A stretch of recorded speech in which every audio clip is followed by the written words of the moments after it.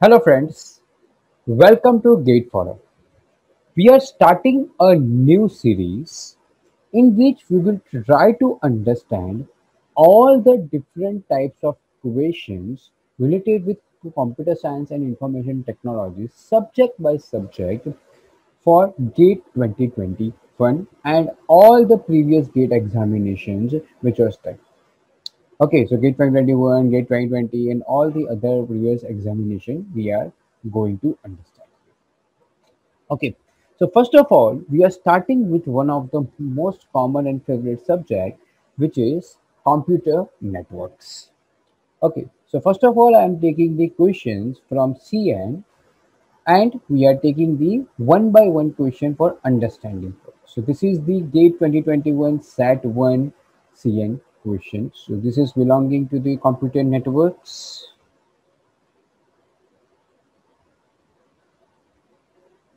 Okay, so first of all, I am giving you 1 minute of time. Kindly try to read the question and kindly try to understand this. What is the question wanting to say? Okay, then we will try to understand the question in detail and we try to provide the solution for it. Okay, so here the question is, assume that we have a 12-bit Hamming code word consisting of 8-bit data and 4 check bits, in which D8, D7, D6, D5, C8, D4, D3, D2, C4, D1, C2, C5.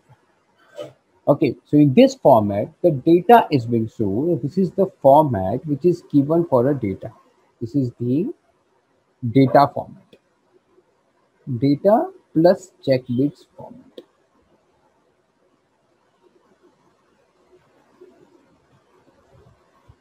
Okay, where the data bits and the check bits are given in the following tables. So they had given some particular fields for data, they have given some particular fields for the check bits. Okay, now they have asked you what is the which of the following choices are the correct value of x and y. So we need to find the value of x which is present here and the value of y which is present here. Okay, now before going for the solution of this question, let's try to understand what the question is wanting to say. Okay, and before that, we will try to identify this is from the which section of computer network. So basically, it's related with the Hamming code. So as you might be knowing, the Hamming code is basically a concept related with the data link layer based error correction. So this question is basically related with the data link layer, and inside the data link layer it's related with the error correction strategy.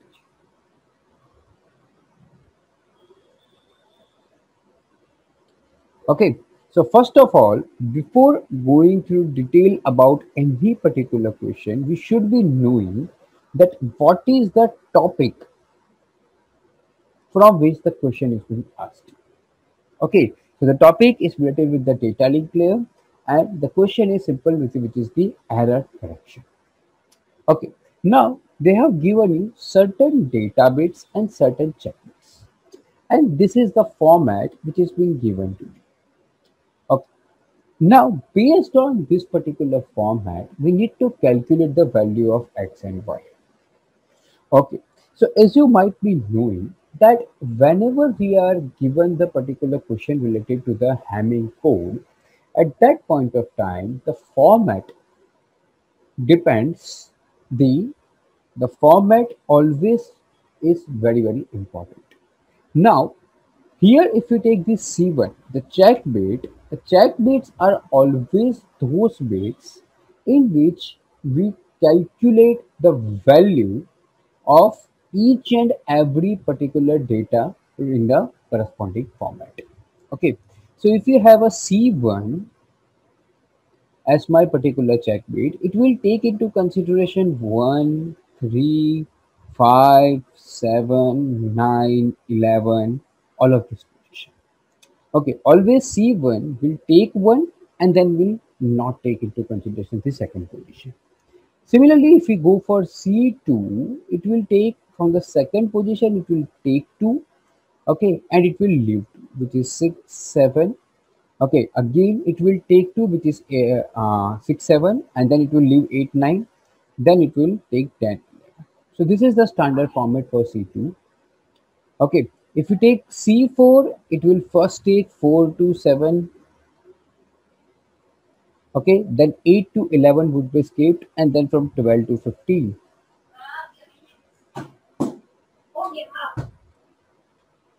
and then from 12 to 15.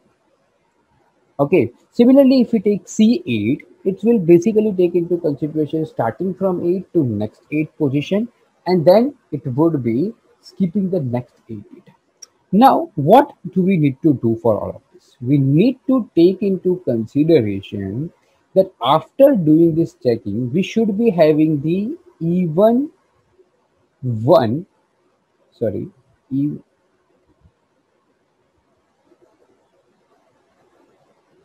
even one as my parent.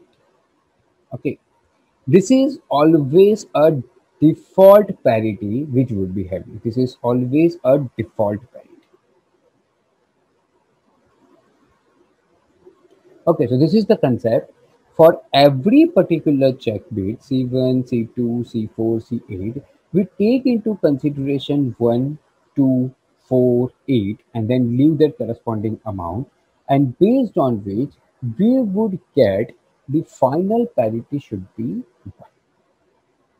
Okay, final even parities. This is always a difference. So here they can also ask in the question related with the even zero parity, odd one parity, or odd zero parity. But they haven't asked anything inside the question. So by default, we will take into consideration the even parity.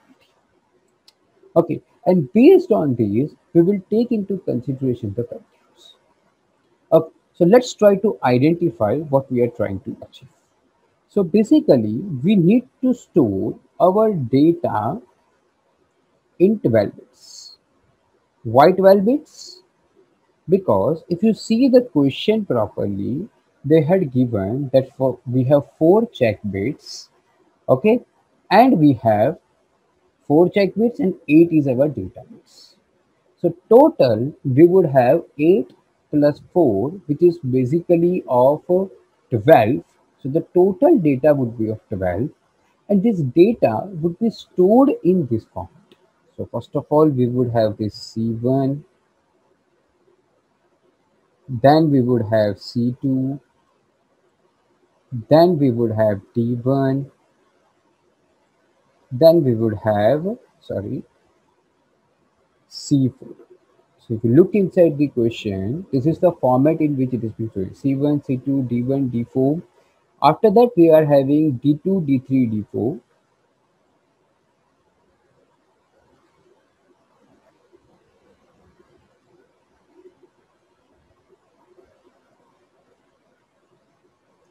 Post which we are having C8. Then we are having D5, D6, D7, and D8. So according to the format which is given, so this is what, this is the form, this is the given format. We are storing all the data in that particular given format. Now if we check the values of each and every specific data, so you will find that C1 is having the value 0, C2 is having the value of 1. Okay, so C1 is having a value of 0 and C2 is having a value of 1. Okay, so we are just placing the data which is given inside the question. Then D1 is having 1 and C4 is having value 0. So D1, 1 and C4 is having the value 0. Similarly, I am placing all the particular values. So I am just checking inside these. So if you check D2, D3, D4, 0, 1, 0. So I am placing the values in the same way. D2, D3, D4. Okay. And if you check into consideration as C8, C8 is having the value Y and D5 is having the value X, and then it is 0, 1. So D8 is having the value Y, this is having the value X. Let me get it properly, friends. and then we are having 0, 1, 1. Okay, so we are initially tried to understand what we are taking into consideration. We are taking into consideration the error correction strategy, in which the C1, C2, C4 will take into consideration these all bits, these all positions. Okay, and we are taking into consideration the event rate. Now, just for your easy reference, what we are writing this 1, 2. I'm just writing the positions of the bits. It always starts with reference. Remember, because we are going to correct the error number, so if there is no error, the output will give me 0. It's a different concept altogether. So because of this, we always start with 1. So always remember, this will always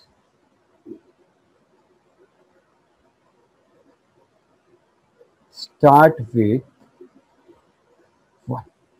Okay, now if we check C1, if we check into consideration C1, C1 will take into consideration what? 1, 3, 5, 7, 9, 11. We only have till 11, so we will take into consideration that. So what is the value at 1? Let's try to identify.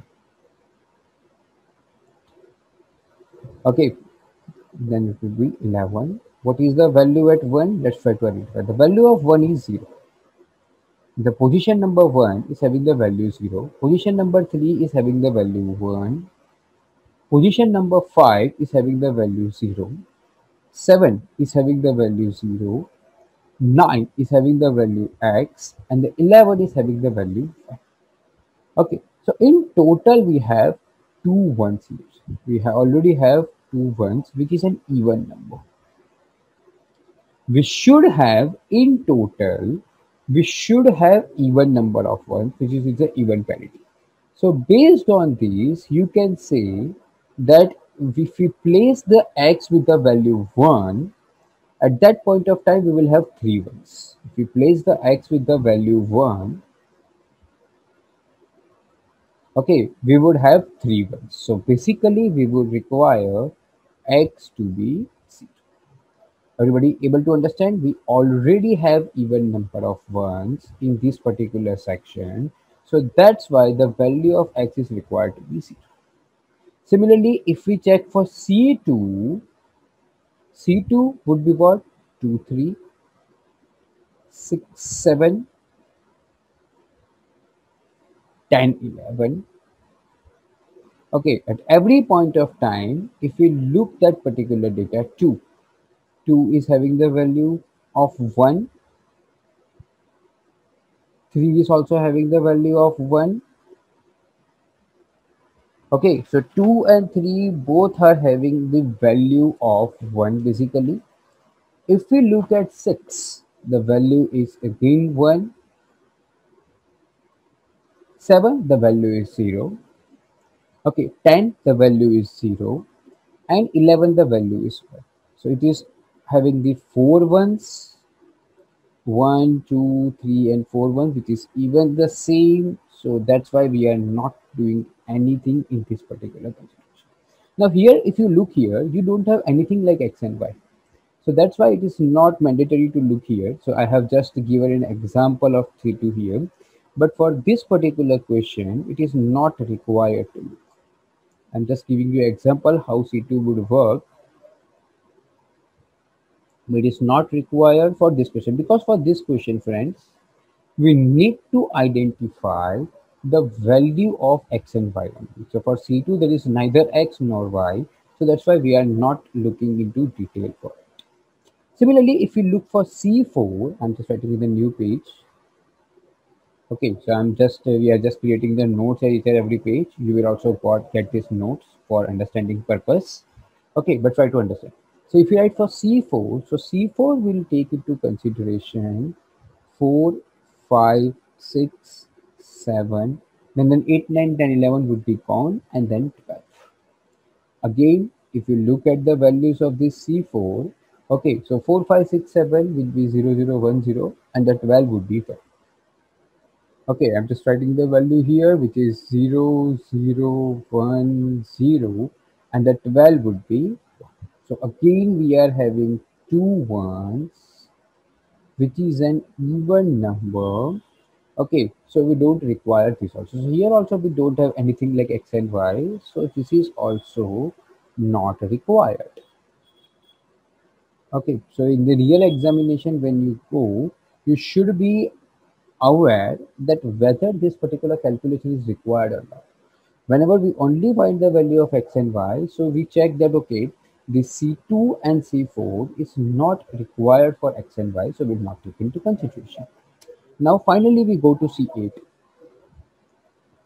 C8 means what? It will take 5, so it will take 8 and then it will leave the next 8. It will start from 8. It is 8, 9, 10, 11, 12. Here we are only up till 12, so we are taking into consideration that. So it is basically what? Y x 0, 1, 1. Okay, so if you look at the value, it is y x 0, 1, 1. Okay, we already checked before that the value of x is 0. Okay, because we checked with the concept of C1. So the value of x is equal to 0. This we have understood with the concept of the C1. Okay, now if we look here, if we substitute this x equal to 0 here, we are having two ones and two zeros. So again, we are having two ones, which is even number of. Already we are having the even number of ones. So the value of y is required to be 0. Why 0? Because if we keep it as 1, if we keep it as 1, then it would have the even number of, sorry, odd number of ones. Okay, so if y is 1, then we would have odd number of ones. Okay, which will not suit our requirement because we always have a default even one parity, which will not suit to our particular. Okay, so that's why the value of y is required to be 0 and the value of x is also required to be 0. X 0 because of this C1. Okay, because we are having this C1 in which we are having already two ones, so x is required to be 0. The same 0 we had applied here, so that's because of the scenario we are getting two zeros and two one, and the value of y is to be 0 for this to match this even one. Okay, so that's why your answer would be specifically the value of x is 0 and the value of y is 0. So your answer should be specifically. Okay, so I hope you understand this particular question, what this question is trying to see. Okay, so kindly try to go through these questions. You also get these particular slides, how this entire thing is working as a for the practice session. Okay, but kindly try to understand the question properly and solve the question by yourself. Similarly, we will also have next pretty much questions of the computer networks, which is belonging to the GATE 2021. Okay, we will also have the next questions of the GATE of the computer network as well as other subjects in the series in the upcoming videos. So kindly try to understand this question well, okay, and solve it by yourself. Okay, the question, let's try to understand the question well, first of all. The question is that consider that there are two hosts P and Q connected through a router R. So I have a host named P and I have a host named Q. They both are connected using a particular router R. Okay, the maximum transfer unit between P and R is 1500 bytes. So P and R MTU is 1500 bytes, while between the R and Q it's 820 bytes.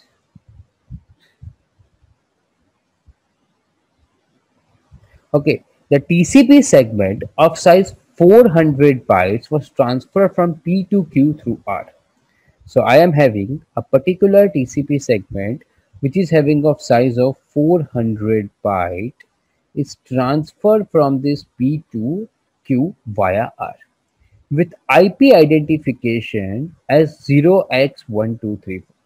Okay, so you can say that the identification number of this particular segment is 0x1234. Assume that IP header size is of 20 bytes.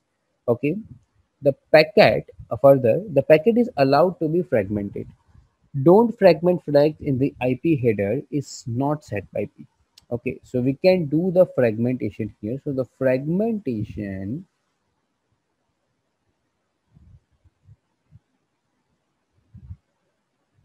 is allowed here. That's a very important thing. Then we need to find that which of these is correct. So basically the question is related with the MSQ. MSQ, it means the multiple select question, in which more than one answer might be correct from these four options of ABCD. Okay, so that's what the basic scenario which we are going to ask here. Okay, now the first statement is two fragments are created at R and IP datagram size carrying the second fragment is 620 bytes. Okay, so here the total size of the segment is 1400 byte. While it travels from P to R, it won't have any particular requirement of the fragmentation. Okay, so from P to R, whenever it travel, it will not have any requirement of fragmentation. So from here, we don't have any fragmentation requirement.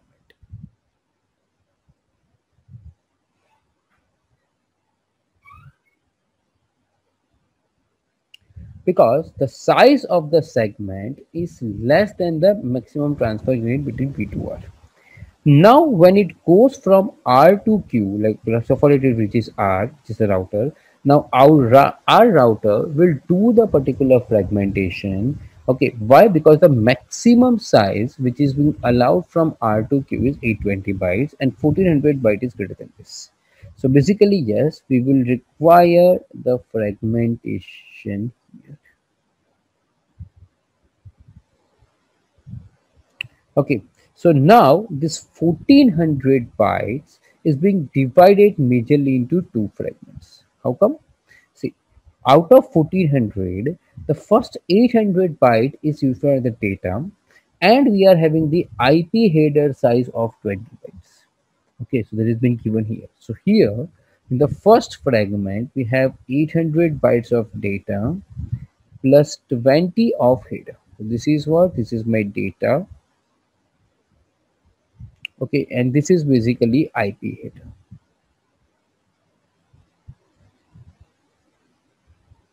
Okay, so total it would have 820. Okay, in total we would have 820. We write it properly. 820 byte, which is equal to the MTU which is given here. So the MTU here is basically 820. Now, out of 1400 total data, if we remove 800 byte in the first fragment, the second fragment would be having 1400 minus 800, which will do 600 bytes of data. This would be of data plus 20 byte of header. This would be again of header.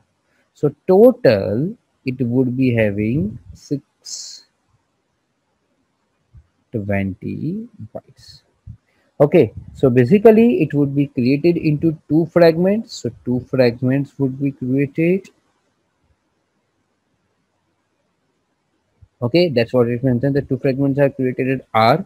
So at R only there are two fragments are created. Okay, and the datagram size carrying the second fragment is 620 bytes. Okay, so you can say that the second fragment which is there is 620 bytes. So the A answer is correct. But as it is MSQ, we can have more than one answer correct also. So we need to check the others also. Okay, so kindly try to understand that the MSQ means we can have more than one correct answer. And here, a very simple understanding, you just identify the first P, it is whether it is greater than, it's the size of the segment is greater than the MTU or not. That's the first and the foremost thing. Secondly, you calculate at R, okay, whatever the size is there, whatever the size of the segment is there, whether it is greater or not MTU. Okay, so here it was greater, it is less than MTU, so we don't require any fragmentation. Here it is greater than MTU, so we require fragmentation. Okay, now the second statement. If the second fragment is lost, R will resend the fragment with the IP destination value 0x1234. Okay, yeah, so R will require to resend the fragment. Okay, but generally what happens that whenever, always understand the concept, whenever we are using a connection oriented protocol.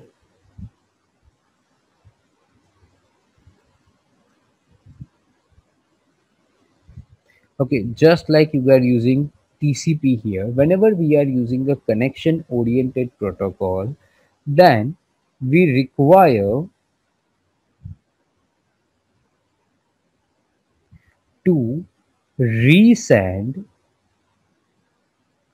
the entire segment.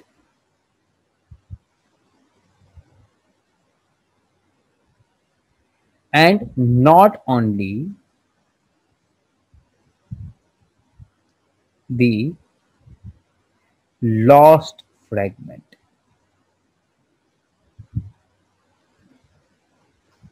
Okay, we can consider that this is one of the disadvantage of fragmentation, because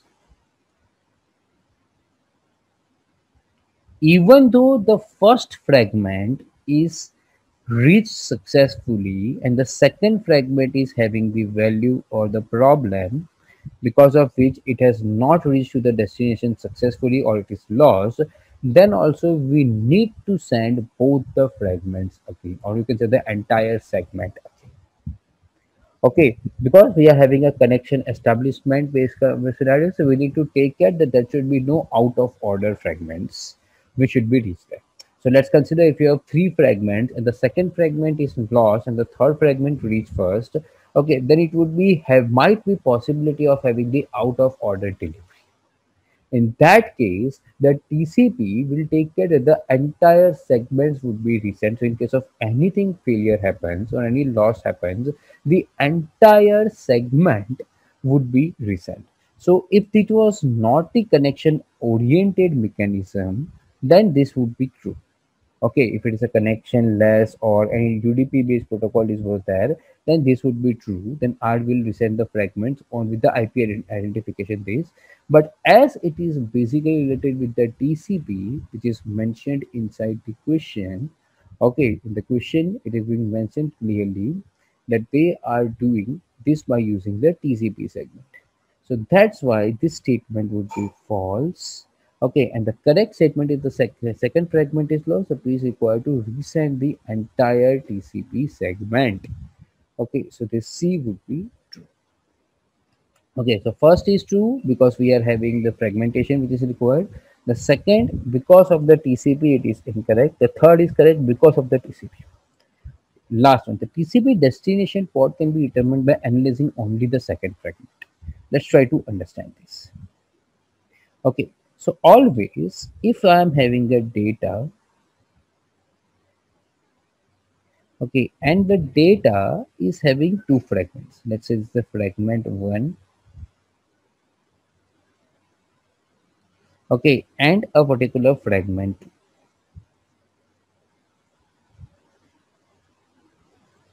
So always all the information related to the TCP, all the information related to TCP header would be a part of this first fragment only.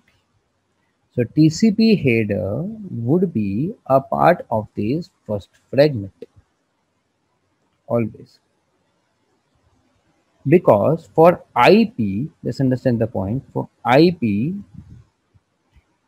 TCP header is a data. Okay, so it will not consider the TCP header as a different header. Okay, it will consider TCP header as data for IP. Okay, and this would be a part of the fragment 1, not of the fragment 2. So that's why this option is also wrong. Okay, because this is in the TCP destination port, which is a part of a TCP header. This is a part of TCP header. Okay, can be determined by analyzing only the second fragment? No, it is determined by analyzing the first fragment. So that's why this particular is also. So finally, if we say our answer is basically A and C in this case, which is the MSQ question. So everybody able to understand why A? A, because we are able to generate the particular two datagrams or two different fragments. And the second, because of the TCP, whenever one fragment is lost, it needs to resend the whole TCP segment. Okay, so I hope you understand this particular question. I will also provide you the notes for all the question with CN. Okay, so this is all for this video. We'll move ahead with the next questions of GATE 2021 in the next video.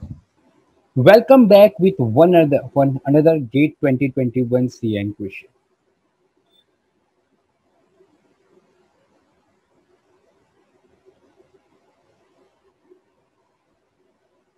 Okay, let's try to understand the question first.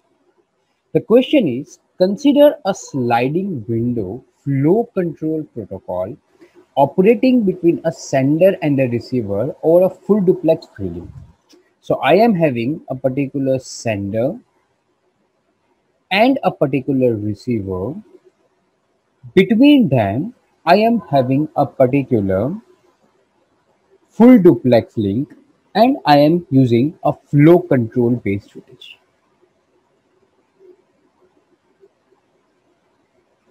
Okay, so this is the concept related to the sliding window protocol. Okay, SWP, or you can say it's a concept related to the sliding window. Okay, the processing delay we are considering as negligible. We are considering the time taken for processing the acknowledgement, okay, framed by the sender is negligible. So in short, the processing delay we are not counting. So here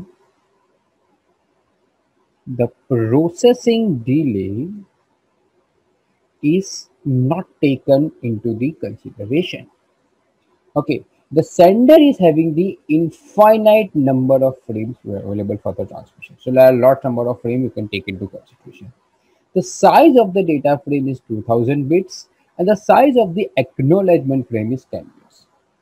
The link rate, or you can say the bandwidth, is 1 Mbps in both directions. So from the sender to receiver, the bandwidth is also 1 Mbps, and from the receiver to sender, the bandwidth is also 1 Mbps, which is basically 1 megabits per second. One-way propagation delay is basically 100 milliseconds. So propagation delay is given as 100 milliseconds. You need to find the minimum value of the sender window size in terms of the number of frames.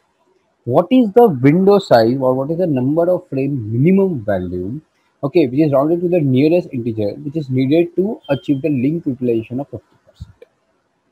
Okay, so whenever we talk related with the sliding window protocol, we either have a concept of go backend or selective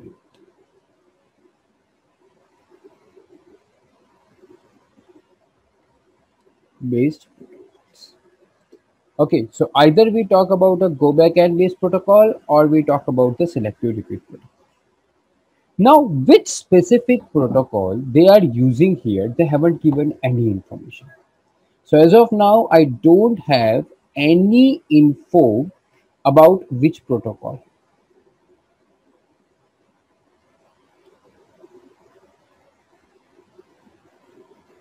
So whenever we don't have any info related to the specific protocol, we will use by default flow control logic for calculating the efficiency or utilization.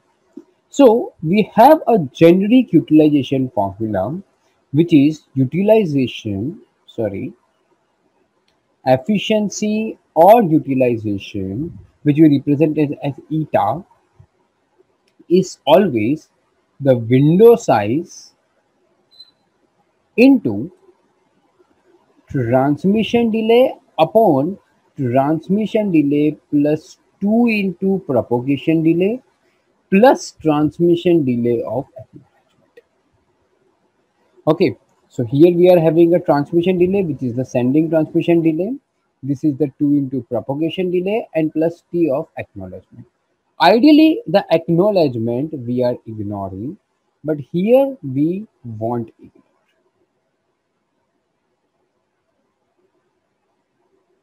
We won't ignore the acknowledgement here. The reason is we had already got in the question that the size of the acknowledgement frame is 10 bits. It is given in the question, so that's why we would not be ignoring the T of acknowledgement, or you can say the transmission delay of the acknowledgement. Now, this is what this is basically, it is given as efficiency, or you can say utilization, which is given to you in the question, which is equal to 50%. Okay, so let's calculate the funda. So here the formula is equal to 1 by 2 is equal to window size upon transmission delay. So let's calculate the transmission delay individually. Transmission delay is nothing but length of the frame upon bandwidth. So what is the length of the frame? Now here, this is the size of the data frame, which is 2000 bits. Okay, and bandwidth is 1 Mbps. So simply, we need to take into consideration 2000 upon 10 raised to 6 bits per second. So you will get this as 2 millisecond. Why I have taken into milliseconds? Because the other unit is already given to you in the milliseconds. So that's why, to make it simpler, I'm taking into consideration the milliseconds. Okay, I'm again repeating how I have calculated it. So transmission delay, which is TT, this is nothing but the transmission delay, just for the sake of understanding, I'm just writing here, which is TT, which is 2 milliseconds. So what would be the having the scenario? Into 2 millisecond upon 2 plus 2 into propagation delay you are already given, which is 100 millisecond. So 2 into 100 plus. Now we need to calculate the T of acknowledgement. So how will we calculate the T of acknowledgement? Let's calculate it. So the T of acknowledgement I am calculating in the new slide. Okay, would be what? Length upon bandwidth. Now if you check, the acknowledgement frame is having 10 bits and the bandwidth on both the direction is 1 Mbps. 1 Mbps means 10 raised to 6. Okay, so it's a 10 bits upon 10 raised to 6. If I need to calculate this in a millisecond, I will get the value 0.01 milliseconds. Okay, so this is the actual data which I need to put it here, plus 0.01. Okay, so this is the actual formula which I would get. Everybody able to understand how we have calculated this particular formula?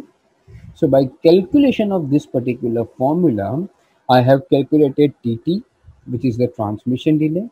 This is the transmission delay of acknowledgement, and TP is basically the propagation delay which is given to us. Okay, this is basically a propagation delay.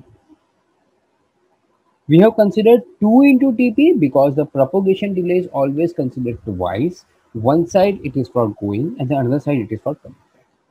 So by this formula, we will get W equal to 200 plus 2202.01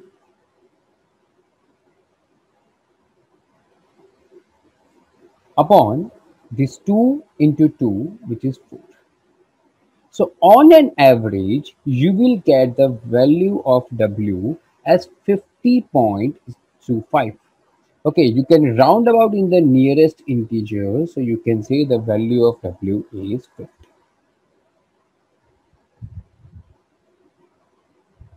which is basically your window size. Okay, so the answer which you will be getting here is 50. Okay, so in terms of number of frame, we can have the minimal Sanders window size would be around 50, through which you can achieve the link utilization of 50%. Okay, so very simple game. Always for solving this type of question, this is the standard formula, friends. Again, I'm just repeating this once again. This is a standard formula. This question you can do using 2 minutes by just understanding this standard formula.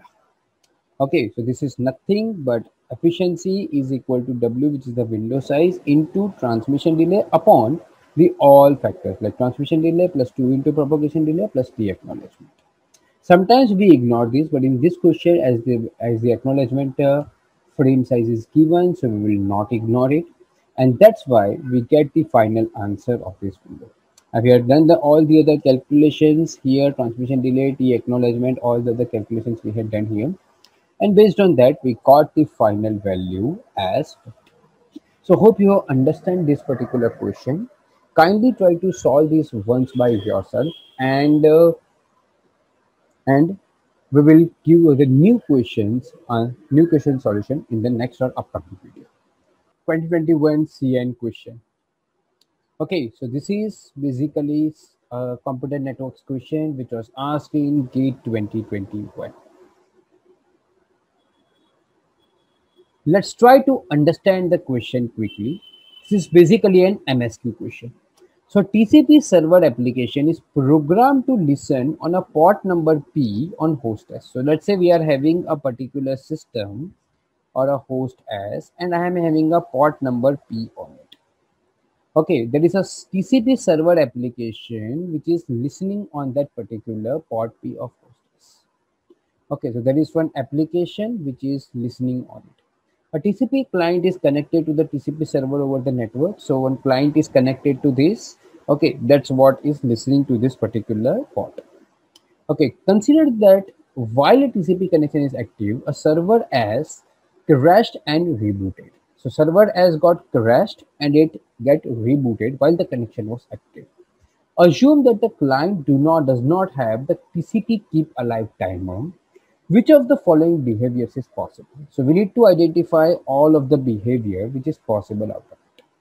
First of all, let's identify what do you mean by TCP keep alive timer.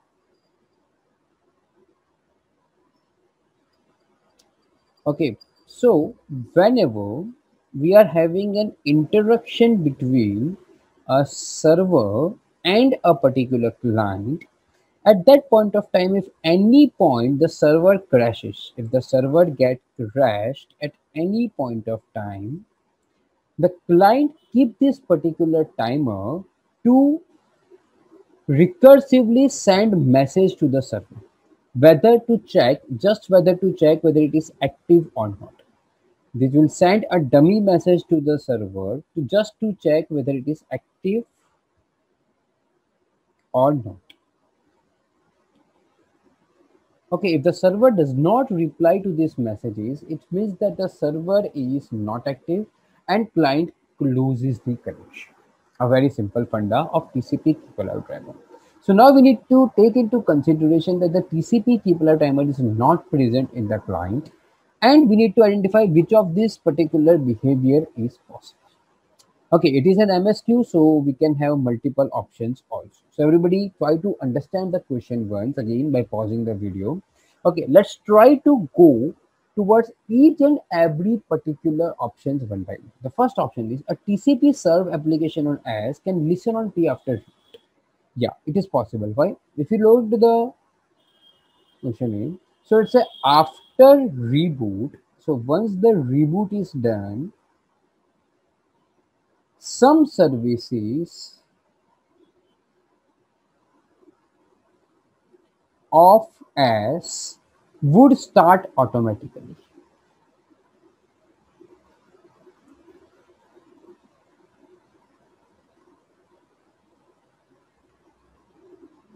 Okay, Out of them, one service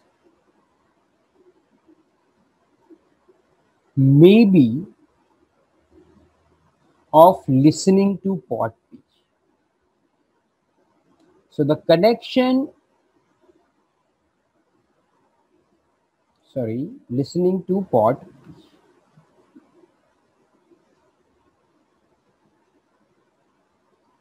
Okay, so the connection is already active. If you check here, the connection was active and it might again restart the connection. And can the TCP server application on S can listen to P? So this is one of the possible. It's not always the case. Always understand the concept.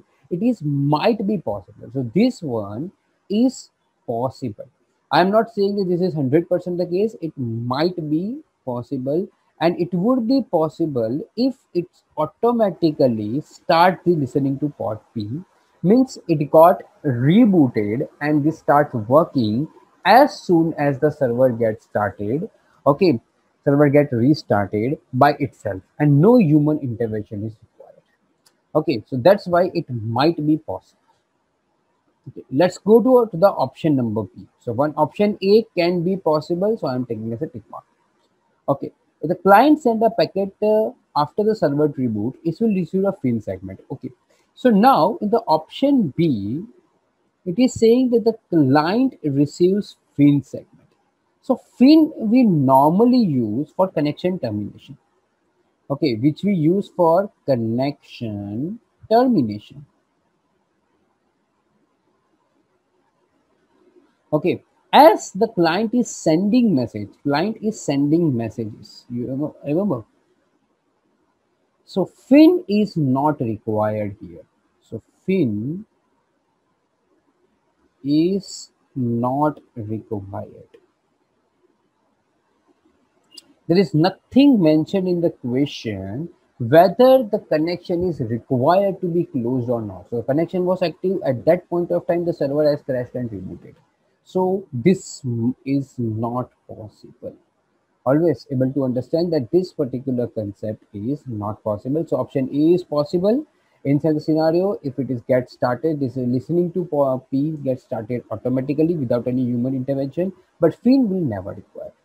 Third, C, if the client is waiting on waiting on receiver a packet, it will wait infinitely. So here, as we have mentioned that there is no specific keep alive timer.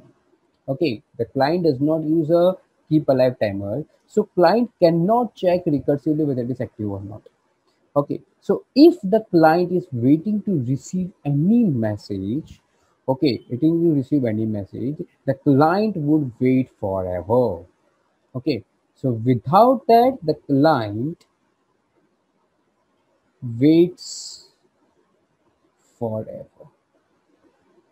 Okay, I was able to understand the concept. I'm again explaining. So keep alive timer is a timer in which the client will recursively send a message to the server whether the server is active or not, But here the client does not maintain the keep alive timer. It means that it will not able to send any message. So let's say that there is no requirement from the server to communicate to client, the server might have forgotten the client.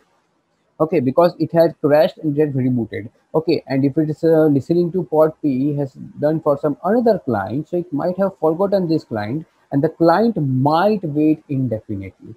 Okay, so if the TCP keep alive timer was there, the client won't be waiting indefinitely, but as the TCP keep alive timer is not there, the client might be waiting indefinitely. So that's why, yeah, this is possible.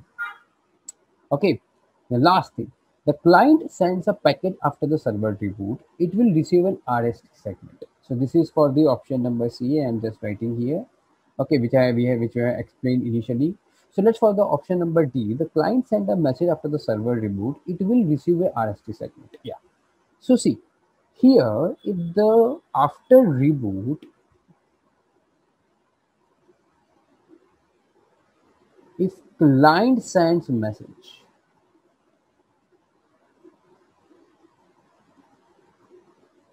okay, so there might be possibility as we have seen in the option B that by default this listening to pod P does not start. Okay, So sir, by default, the listening to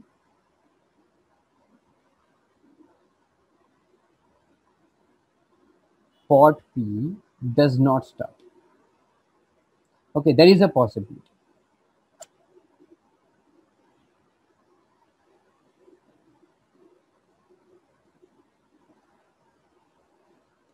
Okay, so this not start by default.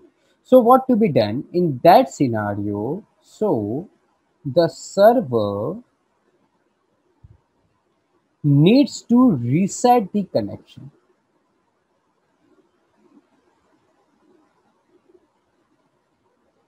Okay, because the connection was active when before the server got crashed. Before the server got crashed, the connection was active, but after the server got crashed and reboot, okay, it does not remember about this particular connection. Okay, so to again re-establish the connection, or to again go back to the previous part which was already having the connection, it needs to reset the connection. Okay, so for this part, it would send RST to client. Okay, so for resetting the connection, so this is also might be possible.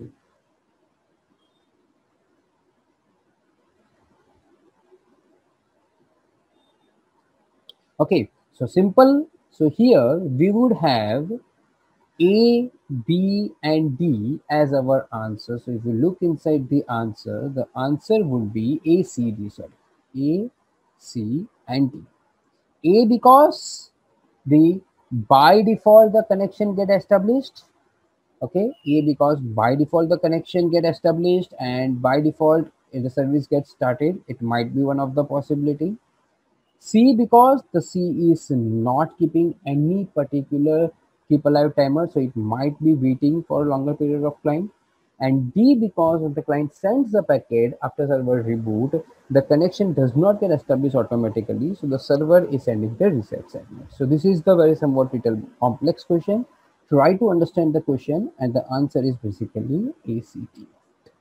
Okay, let's solve one more GATE 2021 CN question. Okay, it's a GATE 2021 simple question. It is basically the very simple MCQ based question which was asked from the ARP request and reply. So it's basically related to the IP, or you can say Internet Protocol network, or you can say it's related with the network layer protocols concept. Okay, the question is pretty simple. You are given two different statements. We need to say which one is true, which one is false. So first of all, we are given about the ARP. ARP, the destination MAC address of ARP reply is a broadcast address. Destination MAC address of ARP request is a broadcast address. Okay, so that's what is being asked here basically. Okay, so let's say what is ARP. ARP is address resolution protocol,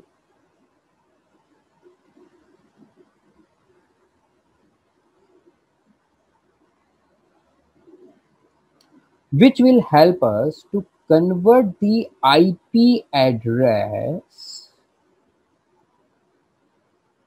to MAC address. Means from a given IP address, we can able to generate a MAC address. That's what is basically the concept of the address resolution protocol. Okay, so whenever we send the request here, at that point of time, the source would be keeping its own IP address as source IP address, and its own MAC address as source MAC address. This one as the source IP and MAC address.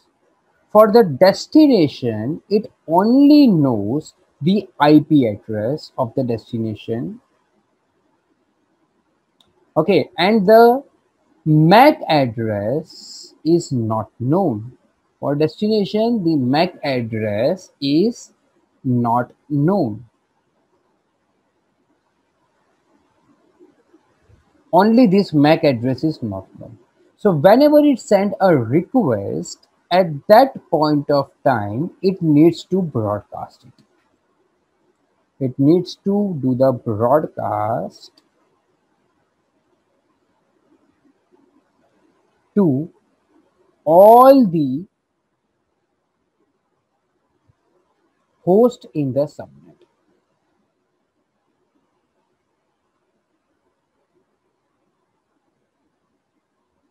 Okay, so very simple funda. While sending a request, it is knowing the IP address and the MAC address, but in the receiver side, it will only know the IP address because it is not knowing the MAC address. Because the whole purpose of this algorithm or ARP is basically to find the MAC address from the given IP address. So if it is already knowing the MAC address, we will never require the ARP. So whenever we send a particular request, we need to do a particular broadcast address, and this would be basically the broadcast address, which would be FFFFFF. Okay, but while the response is there, at the point of the response, the destination which will be sending the response, okay, would be keep the MAC address and IP address of itself as source. This would be kept as a source one. Okay, and it would keep the source MAC address as destination. Okay, because it need to return back to that particular source from where the request has been came. So this will keep the source MAC address as the destination, and it is already knowing this source MAC address. So that's why it won't be a broadcast. It would be a unicast message.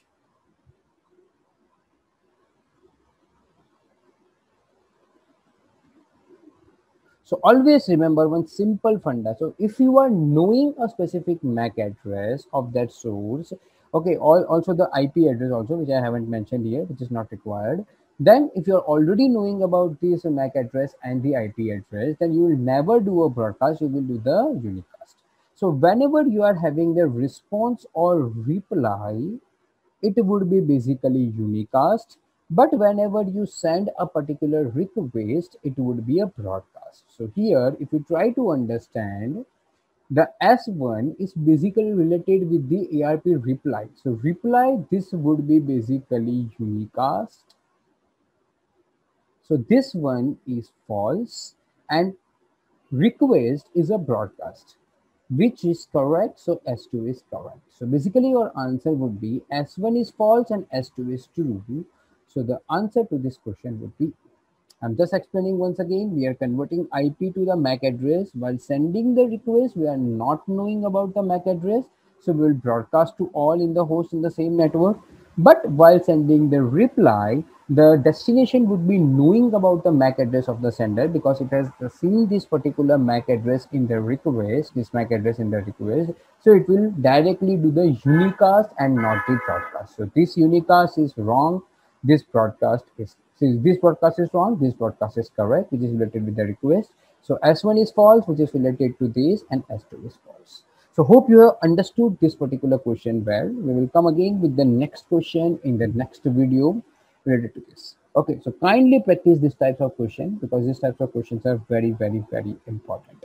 Okay, and all of these are recent questions. So kindly practice all of these questions which we are giving in one by one videos. Thank you so much.